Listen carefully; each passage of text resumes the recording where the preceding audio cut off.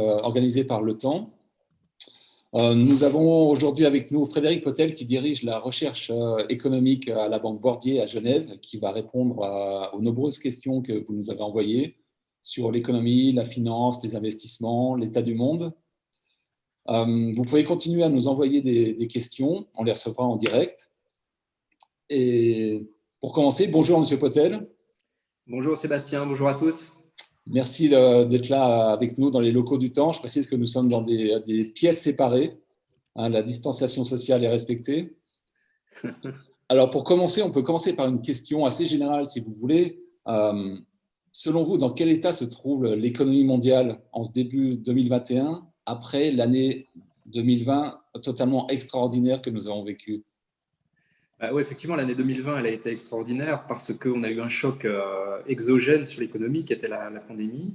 Et on a eu en même temps une réaction très rapide des autorités, que ce soit les autorités politiques, les autorités gouvernementales ou les banques centrales, qui ont mis en place une artillerie massive pour mettre l'économie sous cloche.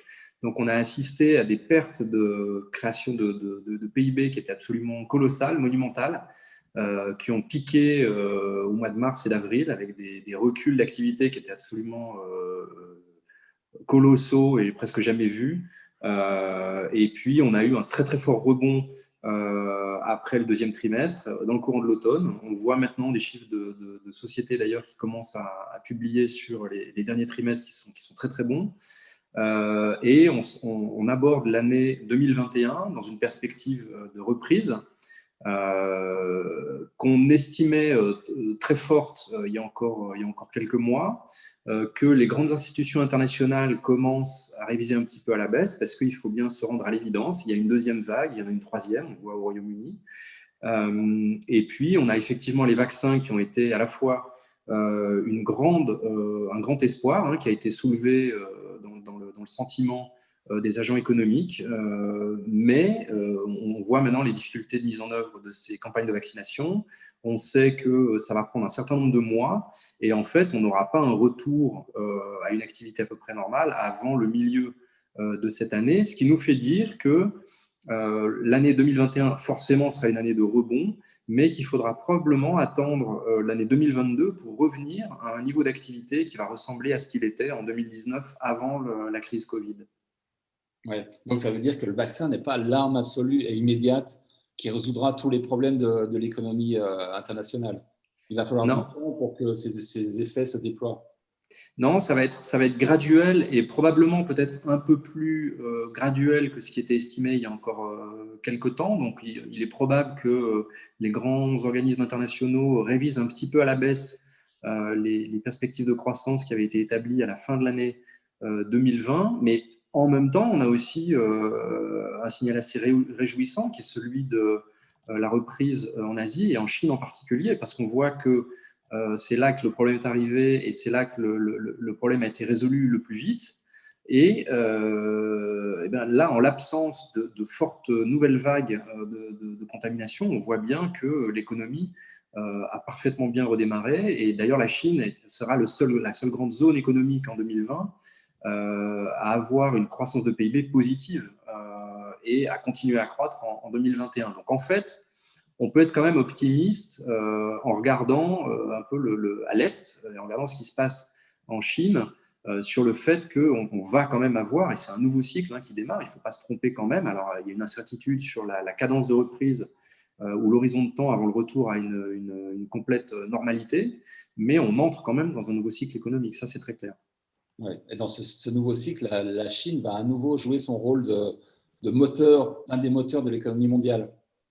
Et ensuite, après, pour voir comment les autres zones se reprennent, est-ce qu'il suffira d'observer le déploiement des vaccins dans ces zones-là? Oui, c'est une évidence. On voit très clairement qu'il faudra avoir une proportion importante des populations, en tout cas une vaccination des populations les plus à risque pour pouvoir commencer à lever complètement les mesures de confinement, de restriction qui limitent l'activité. Mais effectivement, la Chine, c'est le phare un peu de ce qui va se passer dans les autres régions. Et cette reprise, quand on parle de nouveaux cycles, en réalité, on voit que ça va être alimenté à la fois par des mesures budgétaires qui continueront à être massives. Donc, on continue à s'attendre à des déficits très importants des grandes économies mondiales, et puis par le soutien des autorités monétaires, c'est-à-dire les banques centrales, qui continuent à créer autant de monnaie que c'est nécessaire pour maintenir l'économie et les taux d'intérêt à des niveaux suffisamment bas pour permettre de ne pas asphyxier les agents économiques, les entreprises notamment, dans la phase encore de redémarrage un peu poussif. Mais une fois cette phase passée, on est absolument convaincu que le monde et les trois grands moteurs, donc l'Asie, les États-Unis et l'Europe, vont se recoordonner ensuite pour obtenir une croissance et une activité qui sera de très bon niveau, ouais. Avec des modifications quand même dans la structure de cette croissance, et notamment, on s'attend, nous, à ce que le sujet de la transition économique au sens large, énergétique, prenne une place de plus en plus importante. Et après, en termes d'investissement, si on veut aller sur ce genre de questions ensuite, ça va constituer une poche significative de nos investissements, voire l'axe central de nos investissements pour accompagner cette transition qui, elle, n'est pas seulement à court ou moyen terme, mais va nous concerner sur une période beaucoup plus longue. Ouais, ouais, ouais. C'est un bon point, on y reviendra tout à l'heure, mais là, je vais en profiter pour enchaîner avec une question de Nathalie qui vous demande si, à votre avis, est-ce que le plus dur est encore devant nous durant les 3 mois, les prochains mois, avec de nombreuses faillites d'entreprises, le temps que la situation se normalise? Est-ce que là, les 3 prochains mois vont être les plus durs qu'on a connus depuis début 2020? Je dirais que si on compare la course à laquelle on fait face à un 400 mètres sur un tour de stade, on a fait 300 mètres maintenant. Donc, ça serait dommage de craquer dans les 100 derniers mètres. Donc, c'est un petit peu la raison pour laquelle les gouvernements, les déficits vont être soutenus encore. C'est la raison pour laquelle les banques centrales affirment à chaque fois qu'elles en ont l'occasion qu'elles sont là. Et c'est justement pour cette raison-là que, et ça on le constate dans tous les pays développés, mais notamment en Europe, on voit que les chiffres de faillite, pour le moment, non seulement n'ont pas explosé, mais ils sont même plus bas que les moyennes traditionnelles dans les phases de ralentissement économique, parce qu'en réalité, les États et les banques centrales ont mis l'économie, l'industrie, l'activité au sens large, avec des ceintures, des bretelles, des béquilles et des perfusions. Donc, il n'y a pas de faillite quasiment en ce moment. Et effectivement, on aura en 2021, et ça va concerner les autorités et leur stratégie un peu de sortie de cette crise, on risque d'avoir effectivement des entreprises qui vont devoir se réadapter, parce qu'à partir du moment où vous êtes endetté pour passer cette phase de creux, à partir du moment où vous avez des prêts qui ont été garantis par les États et qui sont remboursables, bien, ça veut dire que quand vous reprenez votre activité, vous avez un peu un mur qui se présente à vous, et il y aura forcément des dégâts. Ouais, ça, c'est à peu près clair. Donc, le taux de faillite, le taux de chômage, probablement, vont réaugmenter dans le courant de l'année 2021. C'est très probable. Ouais. Il paraît que dans les 100 derniers mètres, dans un 400 mètres, c'est là où on commence vraiment à avoir mal aux jambes. Donc, je pense que c'était ça le sens de la question de Nathalie. Pour revenir à une actualité un peu plus immédiate, que vous inspirent les événements récents extrêmes dans certains pays occidentaux, et notamment l'invasion du Congrès américain qui s'est déroulée cette nuit? Est-ce que c'est une question de genre? Est-ce que pour vous, c'est le signe d'un rejet fort du système? Et est-ce que ce genre d'événement totalement extraordinaire peut avoir une influence sur la marche de l'économie américaine? Alors, il y a plusieurs axes de réponse. Le premier, c'est que c'est évidemment un vrai sujet sur la stabilité des institutions. Et en réalité, ça, c'est un sujet qui retient quand même notre attention depuis un certain nombre d'années. Je m'explique par là. En réalité, on voit que la phase, ça vient de loin quand même, toutes ces histoires, parce que la phase de globalisation de l'économie, l'entrée de la Chine à l'OMC, se sont accompagnés d'un creusement des inégalités dans les pays développés. Et en fait, on voit maintenant très clairement que toute la période, allez, disons de 1990-95 à aujourd'hui, ou à 2015, c'est-à-dire l'émergence de la Chine, a transféré toute la sphère productive en Asie et en Chine, et puis a paupérisé les classes moyennes, donc les classes ouvrières et d'employés des démocraties occidentales, parce que la richesse créée ne l'était plus dans ces pays, mais l'était en Chine. Et les classes moyennes et populaires des grandes démocraties occidentales se sont retrouvées à être les grandes perdantes en réalité de la globalisation économique. Et ça, on le voit au travers d'indicateurs du type partage de la richesse, la part des salaires dans la valeur ajoutée des entreprises occidentales, qui a baissé sur cette période.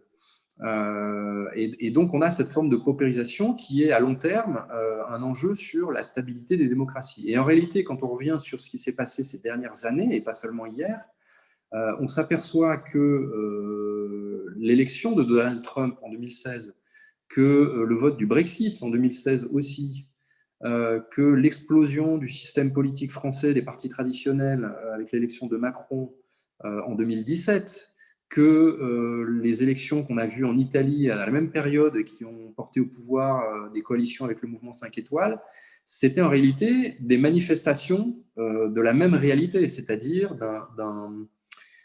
d'une classe moyenne et populaire de ces grandes démocraties qui rejetait le système parce que cette classe a été la perdante de la globalisation. Et en fait, tout ça, ce sont les manifestations des mêmes mots. En fait, les racines sont les mêmes de tout ça. Donc, le Brexit, l'élection de Macron, l'élection de Donald Trump aux États-Unis, qui était beaucoup plus populiste que ce qu'on a vu, par exemple, en France, ont créé peut-être de l'espoir vis-à-vis de tout ça. Et l'événement de ces dernières semaines, et en particulier celui d'hier, c'est un peu le summum de cette crise. Mais cette crise, elle vient de très très loin. Et effectivement, l'enjeu pour les grandes démocraties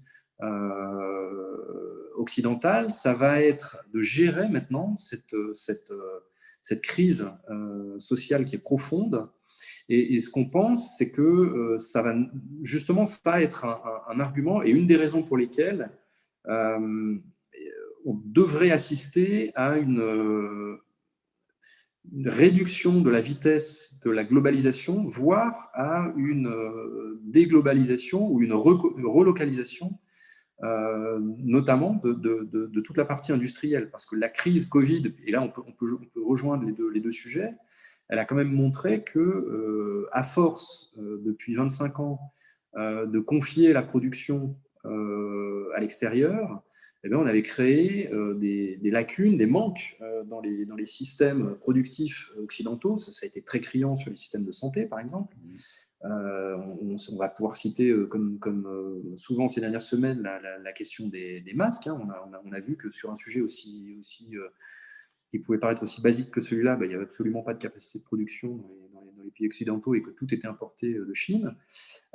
Et donc, ça veut dire qu'il va falloir que les démocraties occidentales essayent de réorganiser ces grands déséquilibres, hein, qui avaient d'autres traductions, qui avaient des traductions sur les déséquilibres commerciaux, qui avaient des traductions sur les déséquilibres des échanges, sur l'importation aussi de CO2 hein, par les grands pays occidentaux, parce qu'on raisonne sur l'impact environnemental des économies, mais il faut le faire en intégrant les importations.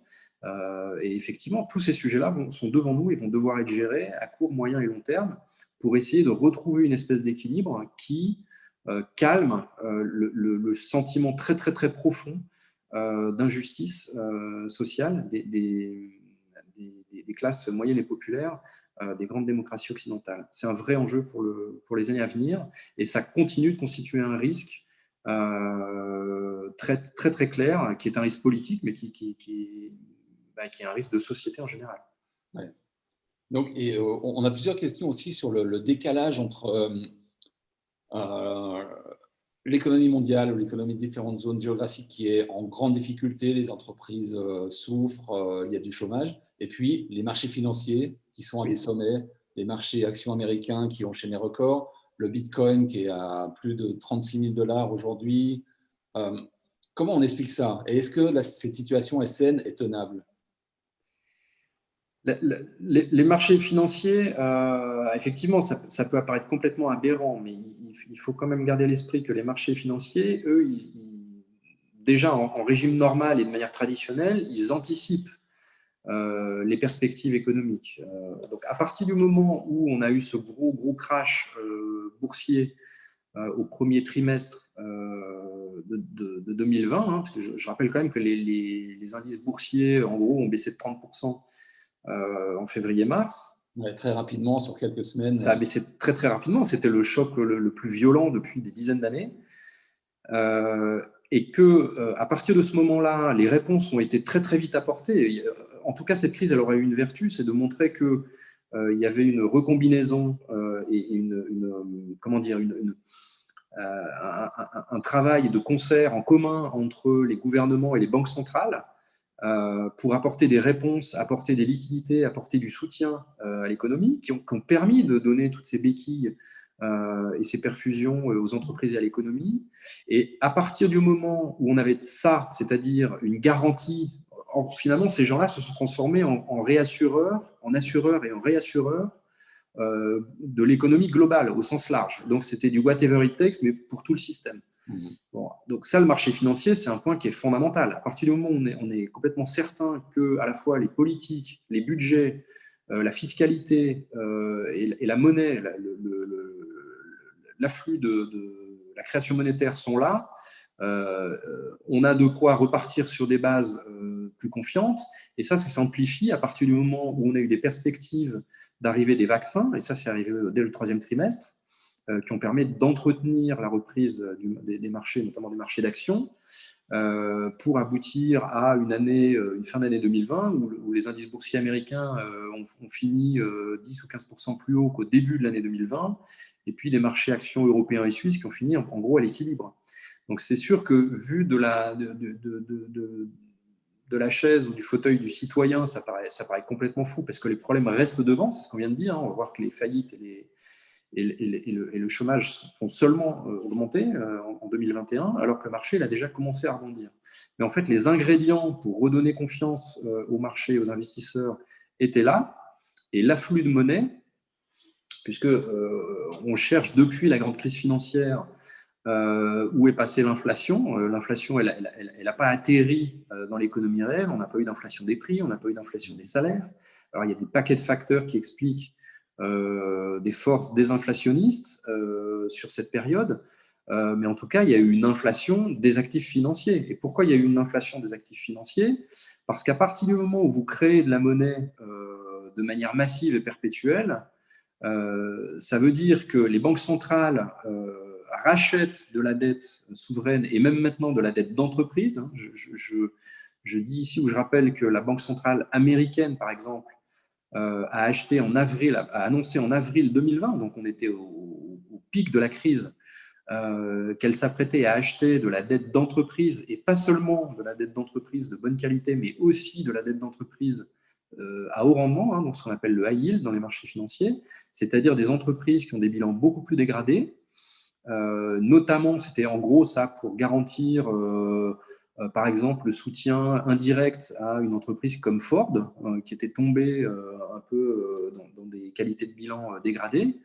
À partir du moment où vous avez toute cette injection de monnaie dans les marchés financiers, vous avez des taux d'intérêt qui restent extrêmement bas.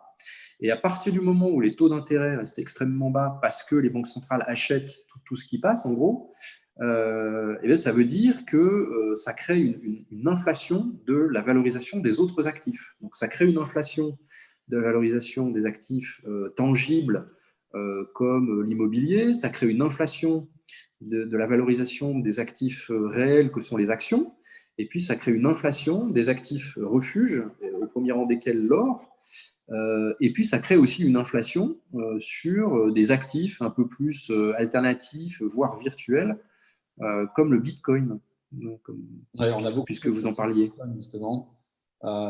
Plusieurs internautes nous demandent si vous pensez que c'est un pic qui est atteint, ou est-ce que vous recommandez, par exemple, à vos clients. Donc, je vous rappelle, la banque Bordier est une banque privée, donc ils conseille des gens fortunés ou très fortunés.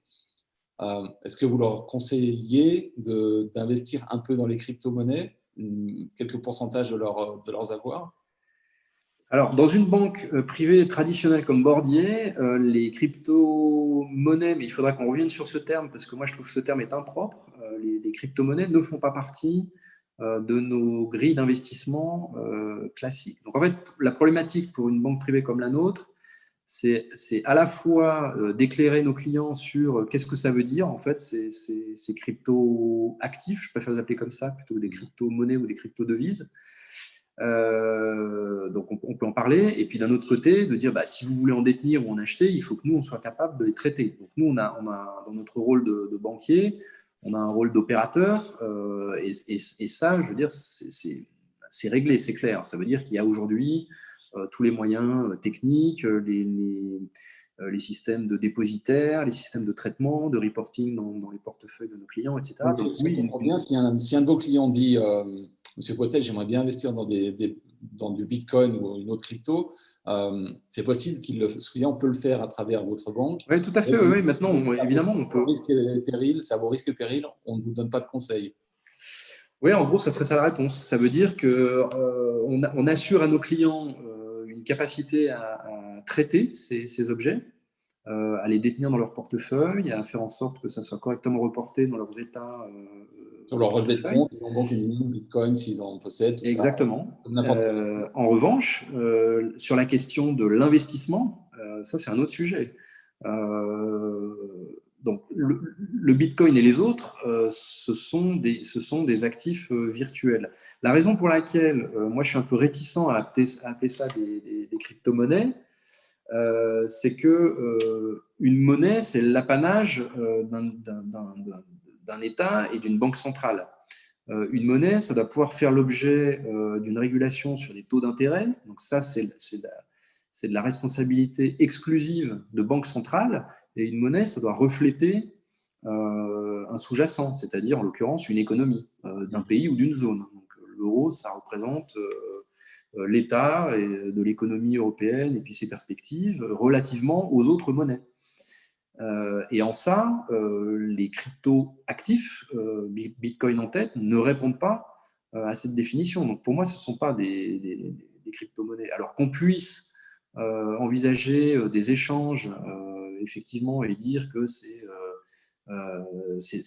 un instrument qui permet de s'échanger des biens ou des marchandises, peut-être à un moment Ouais, donné, ça pourquoi remplit pas. certaines Mais, fonctions mais de sur là les monnaies de habituelles. là à les appeler des monnaies, oui, c'est une autre paire de manches. Maintenant, quant à dire, est-ce que nous, on recommanderait, est-ce qu'on doit avoir, est-ce que c'est encore le temps d'acheter des bitcoins? La vraie réalité, c'est que absolument personne, et en tout cas pas nous et pas moi, ne peut répondre à cette question. Puisque c'est un objet qui a été créé et qui se retrouve être de fait un instrument spéculatif. Le bitcoin, il valait 10 000 dollars en septembre, 20 000 dollars mi-décembre et 36 ou 38 000 dollars ce soir. Donc, ça repose sur quoi? On n'en sait rien. Qui est derrière? On n'en sait rien. On n'a jamais vu le fondateur des bitcoins.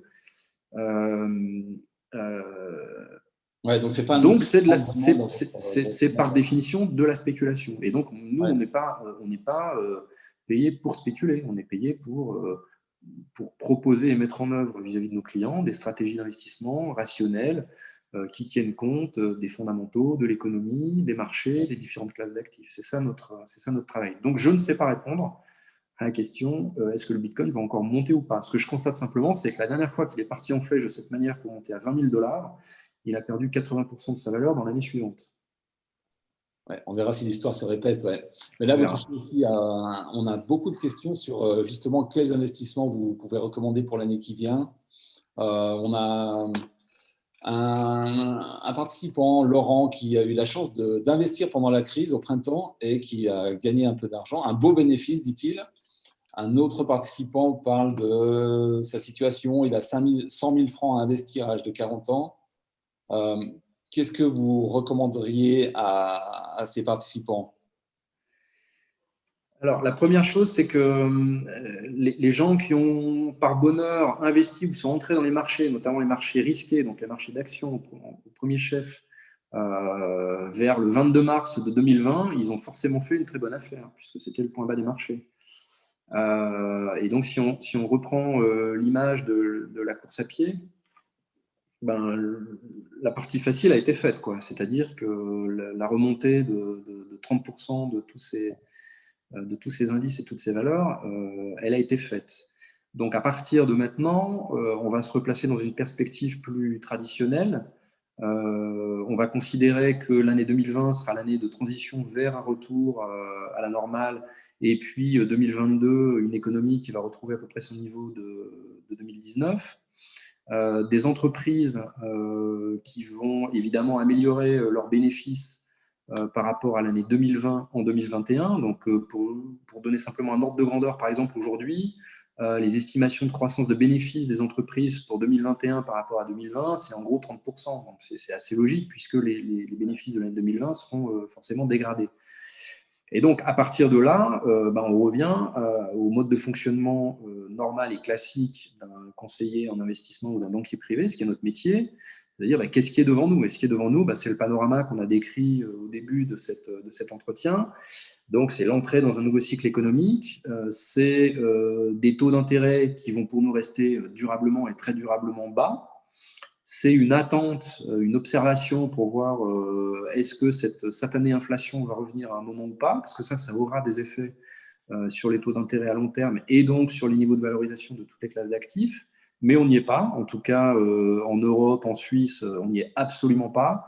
Le débat peut se poser sur le cas américain. Peut-être qu'on va commencer à revoir une petite tension sur les anticipations d'inflation ou l'inflation elle-même dans l'année qui vient, mais pas de manière massive d'après nous. Et donc, pour nous, il faut continuer à être investi. Et d'ailleurs, c'est ça le plus grand secret en réalité quand on veut gérer un patrimoine. Donc, le monsieur qui dit qu'est-ce que je dois faire à 40 ans avec mes 100 000 francs, c'est d'investir tout le temps et de rester investir tout le temps. Parce qu'en réalité, faire du market timing, c'est extrêmement compliqué.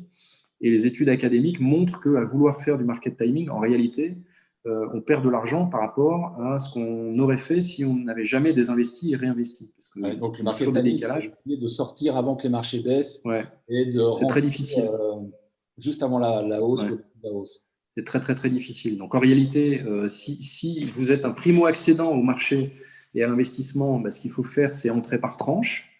Parce qu'en rentrant par tranche, vous allez lisser votre point d'entrée. Donc, si vous entrez sur des marchés plutôt élevés, si vous entrez par tranche successive, espacée de 1 ou 2 trimestres à chaque fois, vous allez trouver de meilleurs points d'entrée et au total, vous serez rentré dans le marché à un prix qui est meilleur que celui d'aujourd'hui.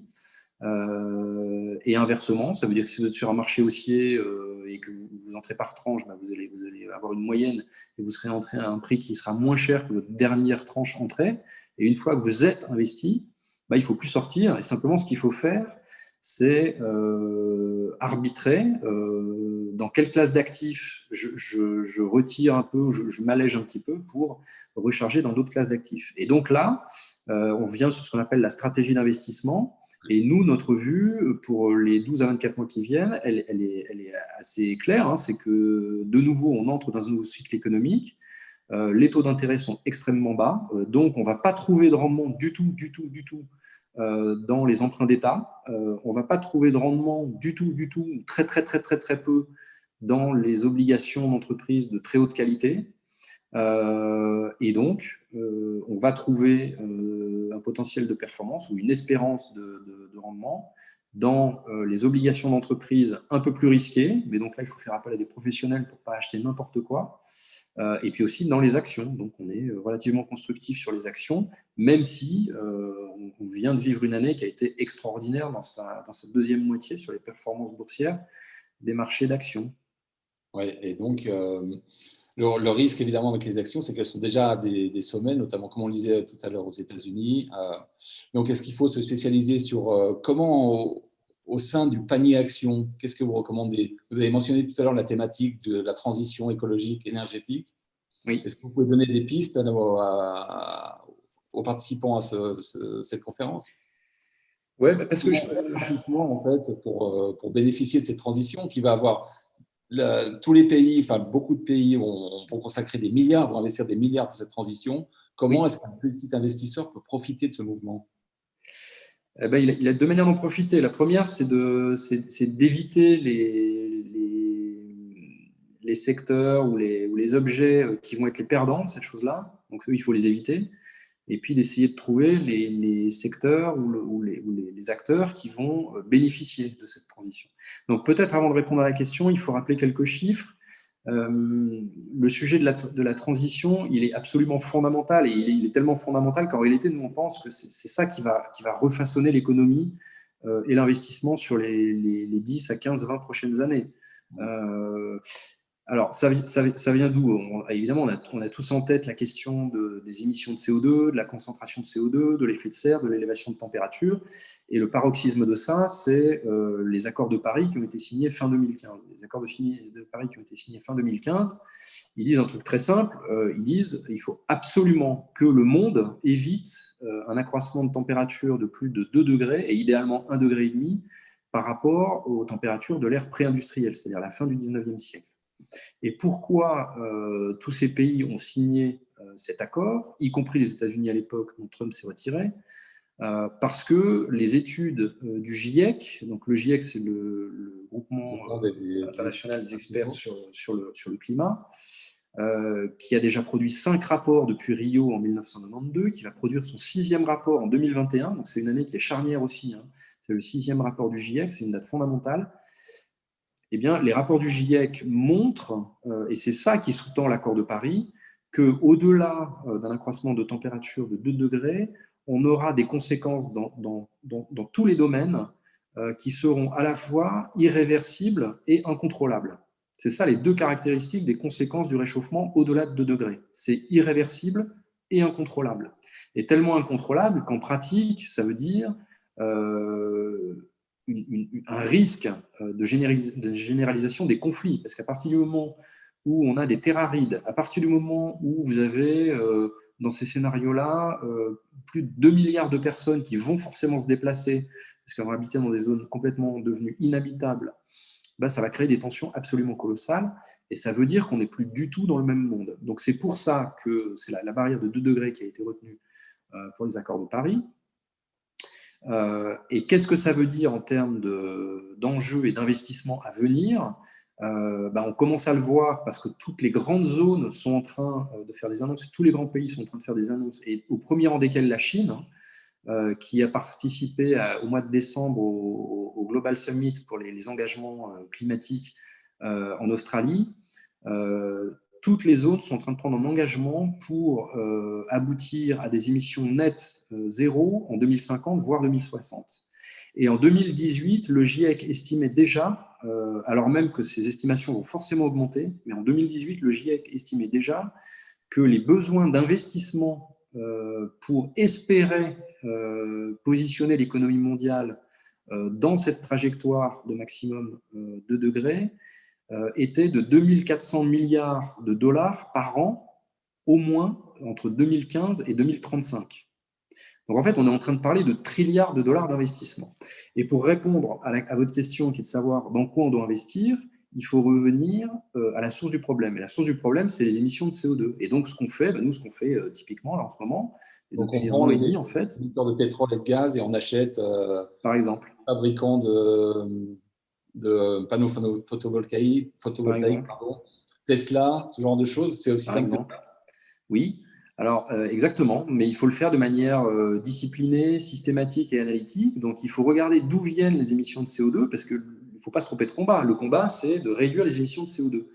Et il faut regarder d'où viennent les émissions de CO2. Il y en a un quart qui viennent de la production électrique, donc c'est les sujets que vous venez de mentionner sur l'énergie. Donc c'est moins de combustibles fossiles et plus de renouvelables. Il y en a un quart qui viennent de l'industrie au sens large, donc il faut aller travailler sur l'efficacité énergétique des process industriels, de la construction, de la production de ciment, etc., etc. Il y en a un petit quart qui vient de tout ce qui est transport, échange, et il y en a un quart qui vient de l'agriculture et de la déforestation. Et donc, en fait, une fois qu'on voit ça, eh bien, il faut aller chercher les entreprises qui vont avoir, par leurs produits et services, un impact positif dans cet objectif de réduction des émissions de CO2. Et ça veut dire que ces entreprises-là, sur les 5, 10, 15, 20 ans qui viennent, vont avoir un flux d'affaires, de business, qui va aller en augmentant, et qui va aller en augmentant, mais beaucoup plus vite que ce que tout le monde estime aujourd'hui.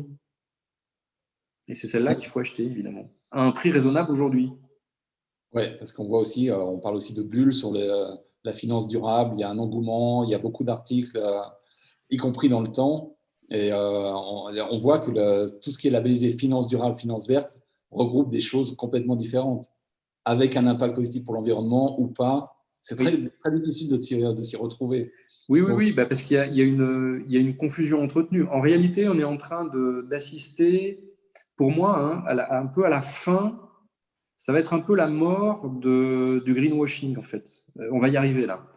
Ouais. Ça veut dire que depuis Kyoto… C'est-à-dire que les faussaires vont être démasqués. Ouais. Depuis Rio et Kyoto, évidemment, les entreprises se sont engouffrées. On a vu apparaître tous les concepts d'investissement durable, d'investissement ESG. Donc, il faut des choses vertueuses, etc. Mais il y a quand même une entreprise sur deux qui répondait à ces sujets-là, avec des équipes en charge qui étaient rattachées au marketing, à la gestion de la marque, etc. Donc, on voit bien que c'était… Bon. Et puis, il y a une démarche ensuite scientifique. Ce sujet-là, il va permettre de faire se rencontrer deux mondes qui sont… Alors, ça crée un hiatus. Ça va faire se rencontrer le monde des économistes, des financiers, qui pensent implicitement que une croissance durable est possible, c'est-à-dire qu'on peut indéfiniment croître et augmenter le PIB, et qu'on va réussir à gérer la question environnementale et notamment la question climatique. Et puis le monde d'en face, qui est le monde des physiciens et des ingénieurs, ce monde, lui, a conscience de la taille de l'enjeu, il a conscience de la difficulté de la tâche, il a conscience des constantes de temps pour changer les systèmes industriels, pour changer les systèmes de production électrique, par exemple. Il a conscience de la difficulté. Et en réalité, on n'a pas la réponse aujourd'hui. Ça veut dire qu'il y a ces deux mondes qui s'affrontent presque. Il y a beaucoup de monde dans la sphère de la physique ou des ingénieurs qui disent mais vous planez complètement.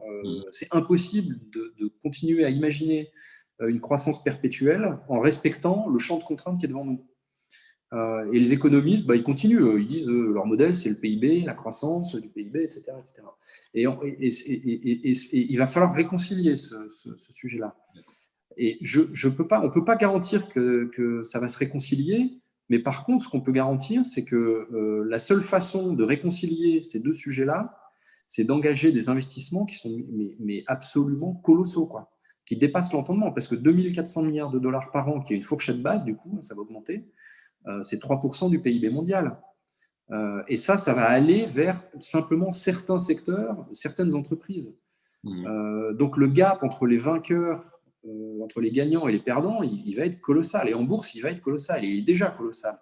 En réalité, on le voit déjà depuis quelques années. On voit du de-rating de certains secteurs. On va parler du charbon, par exemple. Le charbon, c'est un exemple typique. Parce que c'était par le charbon que le problème était le plus facile à prendre et à démarrer. Et donc, on voit bien que la consommation de charbon a baissé maintenant, et que le charbon est passé derrière d'autres sources de production pour faire de l'électricité. Et le secteur du charbon, boursièrement parlant, a été le premier grand perdant du système. Et depuis 2 ans ou 3 ans, le secteur pétrolier est exactement dans ce cas-là aussi. De toute façon, il faut bannir le fossile. Il faut bannir le fossile. Le CO2, c'est la combustion d'une énergie fossile. Donc, il faut bannir le fossile. Ouais, et pour certains secteurs, l'analyse sera peut-être un peu plus difficile que pour le charbon ou le pétrole. Je pense aux constructeurs automobiles qui, eux, étaient dans le camp des polluants et des pollueurs, et puis qui vont évoluer, en tout cas pour certains, vers des producteurs de véhicules électriques. Oui. Donc, est-ce qu'il faut arrêter d'investir dans ces sociétés ou miser sur leur transformation? Il faut faire les deux, mais ce n'est pas dans la même échelle de temps. Qu'est-ce que ça veut dire? Ça veut dire que Si vous regardez la performance des fonds d'investissement institutionnels depuis 12-24 mois, vous vous apercevez que les fonds qui surperforment, qui font mieux que les autres, c'est ceux qui ont une démarche assez binaire de dire finalement, moi, tous les secteurs d'activité qui sont émetteurs de CO2, j'en veux pas. Donc finalement, ils les ont exclus. Et puis vous vous retrouvez avec des secteurs un peu défensifs et avec un impact faible sur l'environnement. Voilà, par exemple, le food and beverage, par exemple, la pharmacie, des choses comme ça. Ouais. Mais ça, c'est facile. Alors, mais il ne faut pas les blâmer. C'est simplement parce qu'il n'y a pas d'autres outils à disposition pour le moment en termes d'investissement pour s'y retrouver dans ce sujet.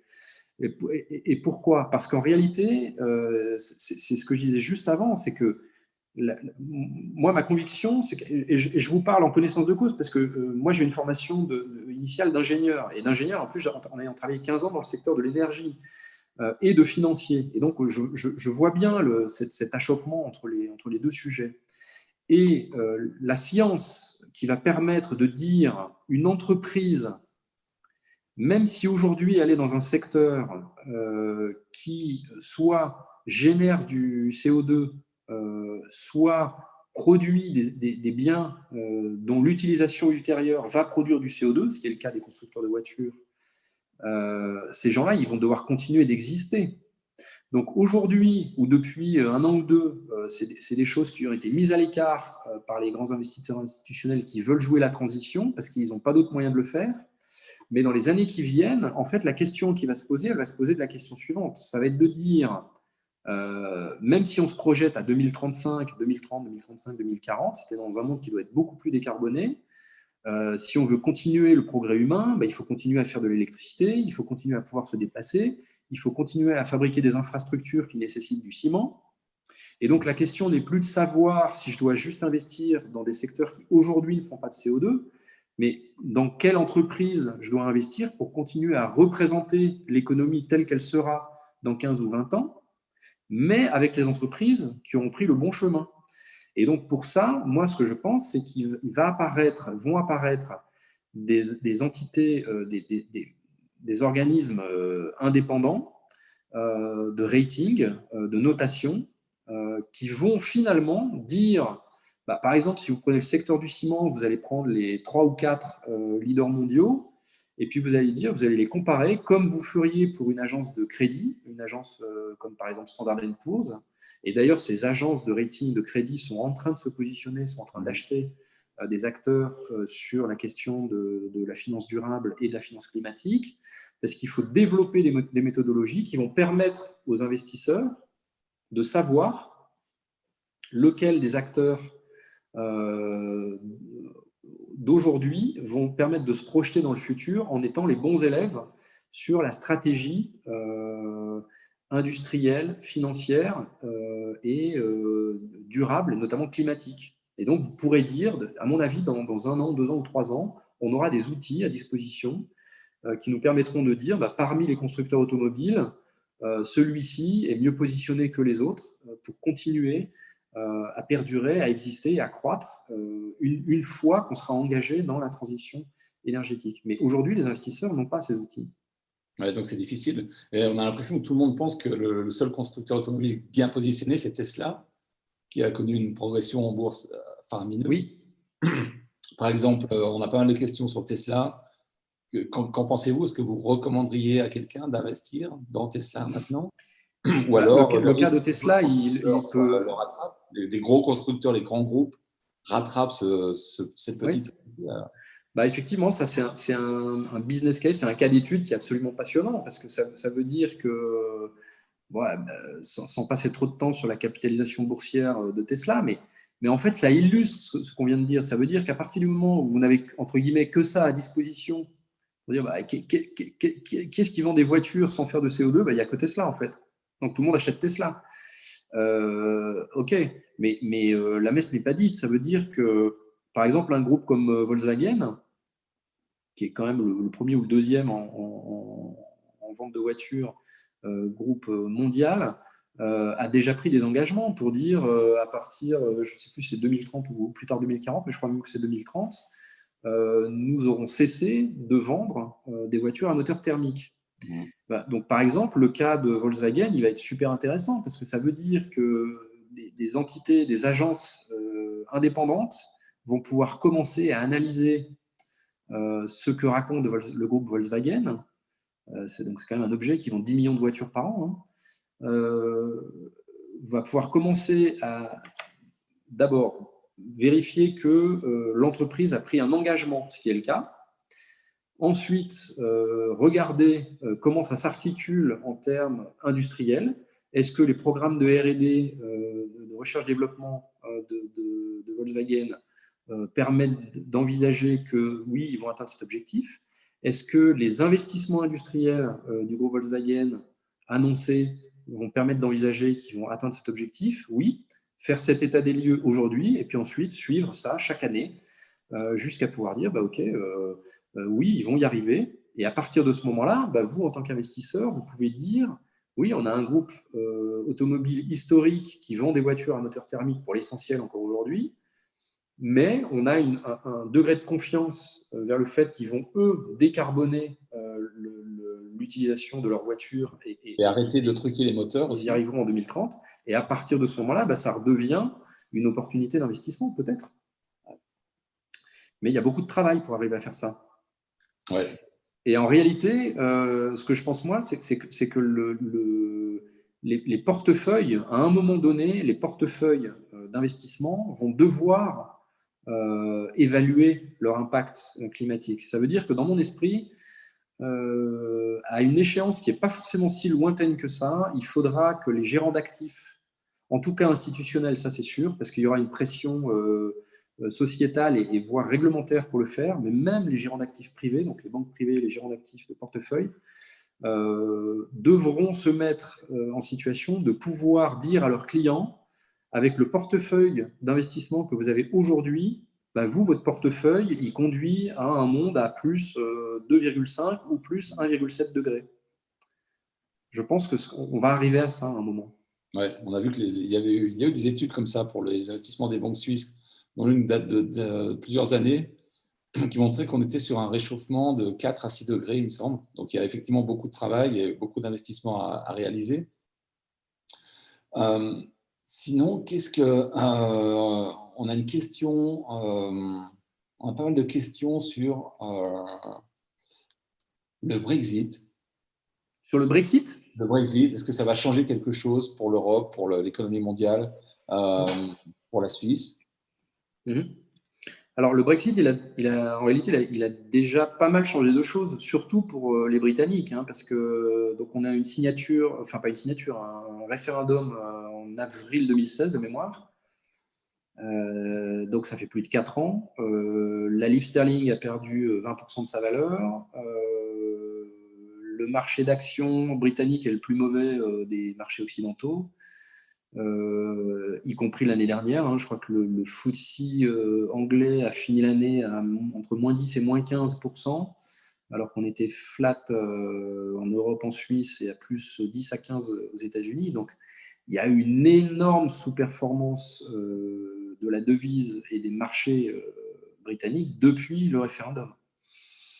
Alors maintenant, l'accord de dernière minute fin décembre, avec l'Union européenne, il est plutôt bienvenu. Donc, nous, on serait plutôt acheteurs, typiquement, là, d'actions anglaises aujourd'hui. Parce que le pire est derrière en termes de performance et en termes boursiers, en tout cas en relatif par rapport aux autres régions. Maintenant, dans la vraie vie et sur la vraie économie, ça va changer assez peu de choses pour l'économie européenne. Même s'il n'y avait pas eu d'accord en réalité, on avait beaucoup moins à perdre que l'Angleterre ou le Royaume-Uni lui-même. Ça, c'est assez évident. Donc cet accord, je pense qu'il est plutôt rassurant plutôt pour les citoyens britanniques. Mais malgré tout, ça va quand même être assez compliqué. Qu'est-ce que ça peut changer pour la Suisse et pour l'Europe en général? Il y a une partie de l'accord qui est absolument pas claire aujourd'hui, pour nous en tout cas, c'est toute la partie financière, le poids de la City, le passeport financier, ça c'est un vrai sujet. Donc, aux banques et intermédiaires financiers. Ouais. Ouais. anglais de vendre leurs produits aux clients européens. Exactement, exactement. Parce que sur la partie de l'économie, on va dire classique, l'industrie, etc., les grands groupes ou les groupes européens qui étaient présents au Royaume-Uni, ils ont quand même eu 4 ans ou 5 ans, et on l'a très bien vu dans la communication et les investissements et les annonces de tous ces groupes. Ils se sont désengagés de l'Angleterre. Donc ça veut dire que si ça reste un marché client, c'est bien, mais ils ont tout mis en œuvre pour ne plus dépendre de ce qui allait se passer, accord, pas accord, quel accord, etc., en termes de fonctionnement et en termes de capacité industrielle sur place. Donc l'Angleterre a été perdante, ça c'est très clair. Ça s'est vu dans l'automobile, ça s'est vu dans l'électronique, ça s'est vu dans plein de secteurs. Et donc, il reste la question financière. Et là aussi, on a vu sur l'année 2020, il y a eu un flux d'annonces assez régulier de grandes banques internationales qui ont rapatrié à Francfort, à Amsterdam et un peu à Paris aussi des activités de trading, des desks, des chambres de compensation, etc. Il n'en reste pas moins que, de manière assez ironique, la principale chambre de compensation de l'euro reste à Londres. Donc, c'était déjà le cas alors qu'ils n'avaient pas la monnaie unique, et ça reste le cas alors même qu'ils ne sont plus dans l'Europe. Donc, il faut savoir que l'Union européenne a une devise qui se traite dans une place qui est offshore par rapport à elle, c'est-à-dire Londres, pour la majorité.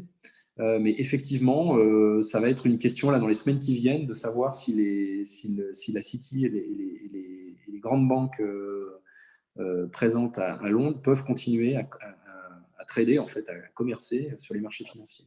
Donc, vous n'excluez pas des investissements liés à l'Angleterre, mais avec une prudence sur les banques et le secteur financier. Excuse-moi, je n'ai pas compris la question, je n'ai pas entendu la question. Vous n'excluez pas des investissements liés à l'Angleterre, mais avec une prudence renforcée sur le secteur financier. C'est là où les incertitudes sont la plus forte. Oui, c'est là où il y a une incertitude. Ouais. Est-ce que, par exemple, on a aussi des questions sur le secteur de la santé, les producteurs de vaccins en général. Est-ce qu'ils vont être les gagnants de 2021, à votre avis? Est-ce qu'ils vont gagner des fortunes avec les vaccins contre le Covid? Ou alors, est-ce qu'ils devront maintenir leur prix bas parce qu'il y a une pression tellement forte de la population qui trouverait que ce serait insupportable que des fortunes colossales se créent sur la base de la pandémie?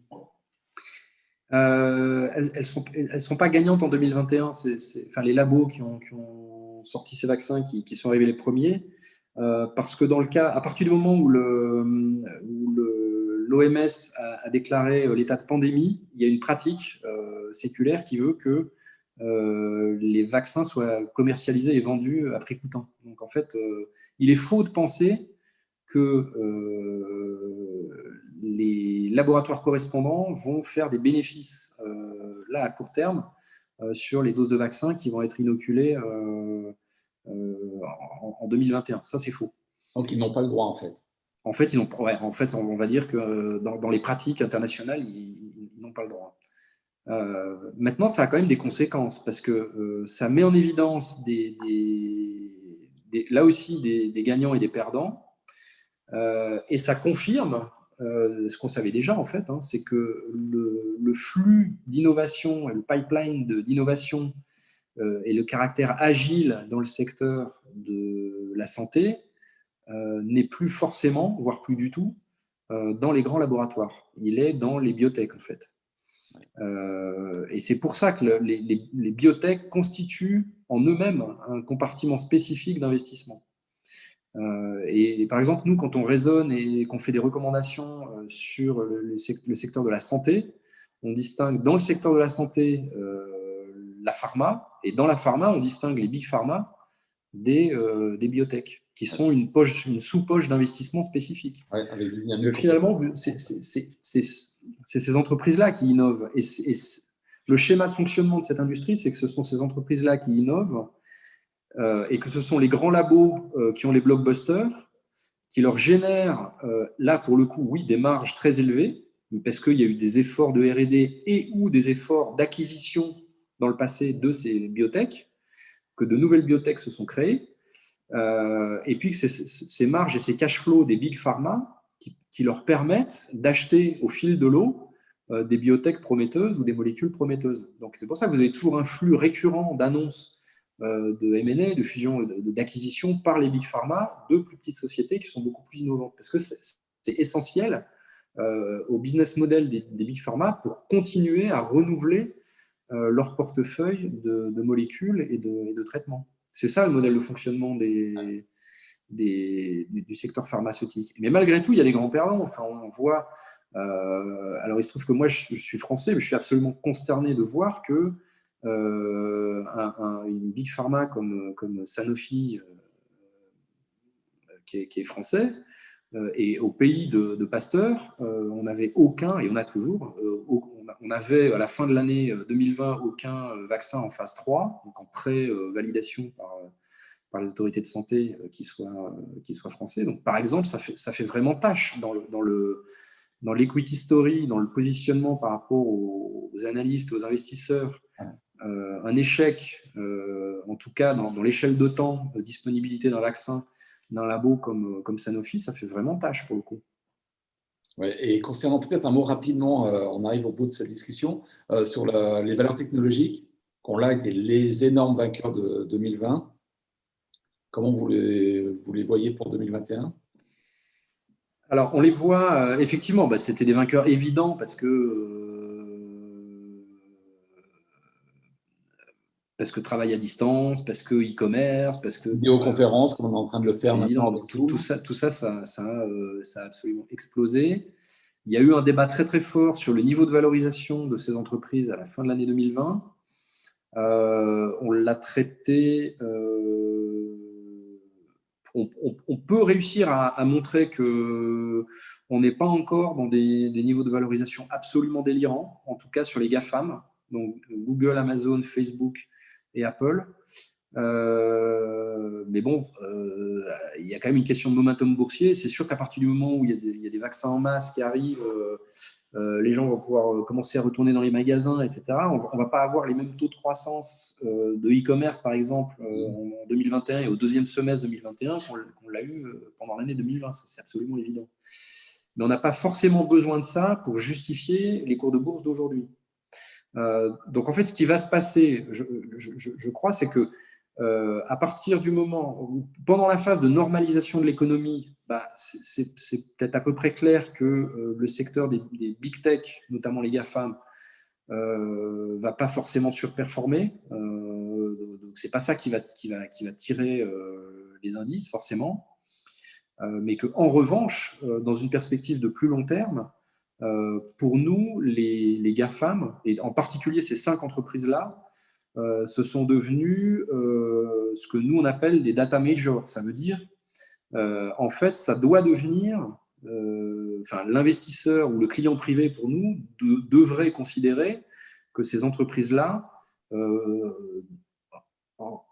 doivent remplacer ce qu'étaient les majors, par exemple les majors pétrolières du siècle dernier. Donc les principales valeurs sur les marchés boursiers, en fait, ça va être… Oui, par leur taille dans les indices, par le fait que ce sont des entreprises de croissance et par le fait que, même si on va au bout de la comparaison avec le secteur pétrolier,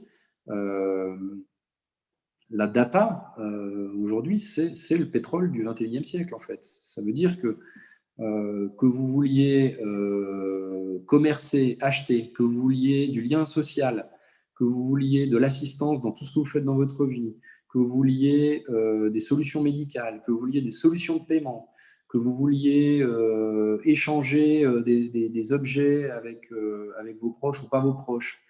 En gros, quoi que vous fassiez dans votre vie quotidienne, pour des raisons professionnelles ou personnelles, et quoi que vous fassiez presque de votre naissance à votre mort, ce sont des gens qui vont vous capturer, en fait. Et puis c'est ça qui alimente tout le débat sur l'omnipotence et l'omniscience des GAFAM, et donc le besoin de les démanteler éventuellement, etc. etc.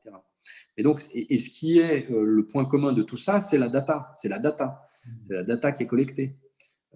Et c'est pour ça que nous, on dit que la data, c'est le pétrole du 21e siècle. Et c'est pour ça qu'on dit que les GAFAM, ça doit être ce qu'étaient les Exxon et compagnie dans les portefeuilles il y a 50 ans, ou 30 ans, ou 20 ans, ou 10 ans. Voilà. C'est des valeurs qui doivent remplacer, ce sont des valeurs de fonds de portefeuille. Pour l'avenir, ouais. Ok, très bien. Et puis, on va peut-être finir avec des questions sur la Suisse. Oui. Et comment va s'en tirer l'économie suisse dans ce contexte que vous venez de décrire? L'économie suisse, enfin, pour moi, c'est un miracle perpétuel, l'économie suisse. Enfin, alors, je parle à la fois en banquier et puis en observateur externe, parce que de nouveau, j'ai l'inconvénient d'être français, donc je regarde la Suisse avec des étoiles dans les yeux presque. On a vu en janvier 2015 le coup de massue de la BNS, le franc qui s'est apprécié de 15% en une journée. L'économie suisse s'est adaptée. Donc, il y a On a vu la crise, la crise Covid. L'économie suisse s'est adaptée. On va finir l'année 2020 en Suisse avec un recul du PIB a priori entre peut-être 2,5 et 3%. Ça va être 8, 9 en Europe, hein. Avec un bilan sanitaire qui n'est pas forcément très différent à la fin. Donc c'est absolument spectaculaire. Enfin, si on dit que le taux de croissance normatif de l'Europe, c'est 1,5% par an, en un an, là, l'Europe vient de prendre 3 ou 4 ans de retard par rapport à la Suisse. C'est ça qui s'est passé cette année, enfin en 2020. Et donc ça va continuer. Ça veut dire qu'on a cette impression de robustesse et de caractère inébranlable de l'économie suisse. Et ben, ça tient toujours aux mêmes raisons, hein. Ça tient à la stabilité politique, ça tient aux conditions cadres de fonctionnement de l'économie. Voilà, il y a une possibilité d'entreprendre, de développer ses affaires. Il y a un cadre réglementaire qui est suffisant, mais pas trop. Ça tient à la qualité exceptionnelle, pour moi, du niveau d'éducation, du système d'éducation en Suisse.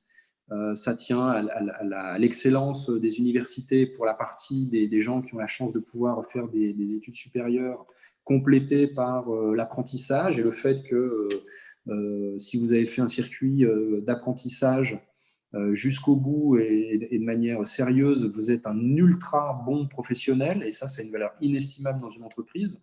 On ne se rend pas compte du décalage qu'il peut y avoir entre un employé d'une entreprise suisse qui a suivi un parcours d'apprentissage ultra solide et puis un employé considéré comme équivalent dans un pays même frontalier de la Suisse ou de Genève. Vous êtes en présence de deux employés qui n'ont absolument pas la même valeur, hein, absolument pas la même valeur. Et donc, quand vous cumulez tout ça, ben, ça fait la différence, quoi. Vous y ajoutez la fiscalité, vous y ajoutez le niveau de dette du pays, hein. La Suisse va encore finir l'année 2020 avec une dette rapportée au PIB à 40 ou 45% peut-être. La France sera à 120. Ouais, c'est tout ça, quoi. Donc, ça reste solide, mais c'est ce qui fait aussi que le franc suisse, par exemple, va rester très fort. Ouais. Ouais. Donc, les atouts traditionnels de la Suisse vont permettre de traverser cette période difficile. Mais si on voit pour certains secteurs de l'économie, c'est extrêmement difficile. Là, Bien sûr. Il y a beaucoup d'articles sur les restaurateurs en ce moment. Bien sûr. Mais vous êtes